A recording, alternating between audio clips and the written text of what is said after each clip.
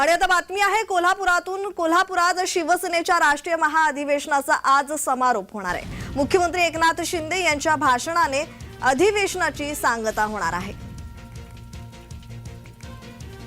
तर शिवसेनेच्या राष्ट्रीय महाअधिवेशनाचा आज समारोप आहे। मुख्यमंत्री एकनाथ शिंदे यांच्या भाषणाने अधिवेशनाची सांगता होणार असल्याची माहिती मिळते। तर मुख्यमंत्री एकनाथ शिंदे हे आपल्या भाषणात काय बोलणार हे पाहणं महत्त्वाचं ठरणार आहे।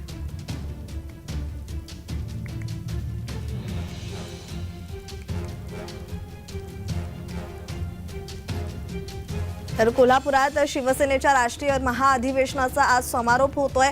मुख्यमंत्री एकनाथ शिंदे यांच्या भाषणाने अधिवेशनाची सांगता होणार आहे आणि या भाषणात मुख्यमंत्री एकनाथ शिंदे काय बोलणार हे पाहणं महत्त्वाचं ठरणार आहे। येत्या निवडणुकांच्या पार्श्वभूमीवर आता सर्वच राजकीय पक्ष हे सभा घेताना दिसत आहेत, त्याचबरोबर बैठकांवर बैठका घेताना दिसत आहेत। शिवसेनेचं राष्ट्रीय महाअधिवेशन कोल्हापुरात पार पडतंय आणि या अधिवेशनाचा आज समारोप आहे। मुख्यमंत्री एकनाथ शिंदे यांच्या भाषणाने या अधिवेशनाची सांगता होणार आहे।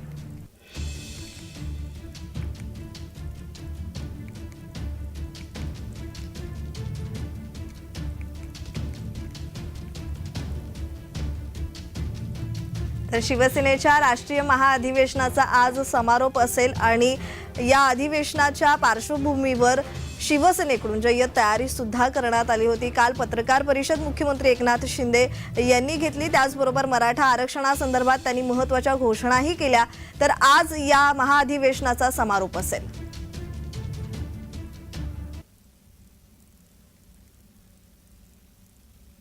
तर या संदर्भात अधिकची माहिती देत आहेत आमचे प्रतिनिधी कुणाल भोईटे। कुणाल, शिवसेनेच्या राष्ट्रीय महाअधिवेशनाचा आज समारोप होईल, तर या महाअधिवेशनाची आजची रूपरेषा काय असेल?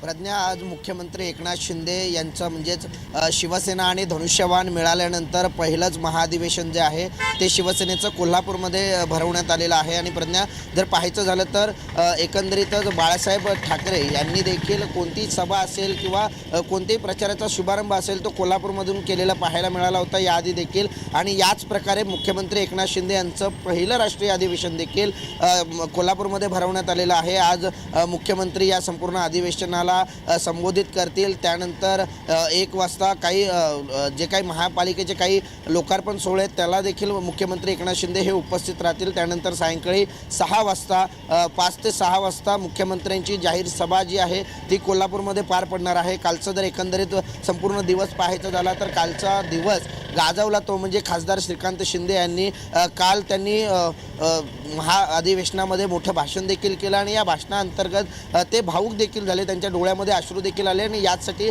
मुख्यमंत्री एकनाथ शिंदे यांनी देखील भावनिक ट्विट केलेलं आहे की काल श्रीकांत शिंदे यांचं भाषण ऐकून मी सुद्धा भावनिक झालो, आमच्या दोघांच्याही डोळ्यामध्ये अश्रू आले। अशा प्रकारचं जे ट्विट आहे ते मुख्यमंत्री एकनाथ शिंदे यांनी केलेलं आहे। माझं कुटुंब हे शिवसैनिक आहेत आणि काल संपूर्ण कुटुंबासमवेत आम्ही दोघेही भावनिक झालो असल्याचं त्यांनी ट्विट करून सांगितलेलं आहे। त्यामुळे आजच्या सभेमध्ये नेमकं मुख्यमंत्री एकनाथ शिंदे काय बोलत आहेत, कारण मनोज जरांगेंचं एकीकडे उपोषण सुरू आहे आणि राज्य मागासवर्ग आयोगाचा देखील एक अहवाल आलेला आहे। त्यामुळे आजच्या सभेतून किंवा आजच्या मुख्यमंत्र्यांच्या भाषणातून काही ठोस निर्णय हा जनतेसमोर येतोय का, किंवा आजच्या देखील भाषणातून ज्याप्रमाणे दसरा मेळाव्यामध्ये त्यांनी एक घोषणा केली होती त्याचप्रमाणे आजच्या देखील भाषणामध्ये मराठ्यांसाठी काही वेगळी घोषणा होते का हे पाहणं महत्त्वाचं असणार आहे। प्रज्ञा जी, कुणाल, शिवसेनेच्या या राष्ट्रीय महाअधिवेशनाद्वारे शिवसेनेने कोणकोणत्या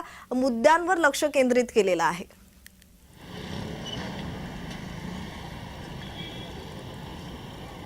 सर्वप्रथम पाहायचं झालं तर महायुतीला 48च्या 48 लोकसभेच्या जागा ह्या निवडून आणायच्या आहेत, हा महत्त्वाचा मुद्दा आहे। कारण आगामी काळामध्ये लोकसभेच्या इलेक्शन ज्या आहेत त्या लागणार आहेत आणि यासाठीच महायुतीचा धर्म पाळून सर्वच कार्यकर्त्यांनी कामाला लागलं पाहिजे। महायुतीचे सर्वच उमेदवार जे आहेत ते निवडून आले पाहिजेत आणि यासाठी कशाप्रकारे संघटनात्मक बांधणी असेल त्याचप्रमाणे आपला पक्ष हा समाजातील शेवटच्या घटकापर्यंत कशाप्रकारे पोहोचवला जाईल या सगळ्याची जी काही मोर्चा बांधणी आहे ती मुख्यमंत्री एकनाथ शिंदे यांच्या माध्यमातून कोल्हापूरमध्ये सुरू आहे आणि याच सर्व मुद्द्यांवरती हे जे अधिवेशन आहे ते शिवसेनेचं कोल्हापूरमध्ये भरवण्यात आलेलं आहे आणि याच माध्यमातून प्रत्येक जी सरकारी योजना आहे ती सरकारी योजना कशा प्रकारे सर्व लोकांपर्यंत पोहोचवता येईल किंवा सरकार हे शेवटच्या घटकापर्यंत कसं काय पोहोचता येईल, कार्यकर्ता हा शेवटच्या घटकापर्यंत कशा प्रकारे पोहोचवता येईल, यासाठीच ही पक्ष बांधणी जी आहे ती मुख्यमंत्री एकनाथ शिंदे यांच्या माध्यमातून कोल्हापूरमध्ये घेण्यात आलेली आहे. प्रज्ञा, धन्यवाद कुणाल तुम्ही दिलेल्या माहितीसाठी.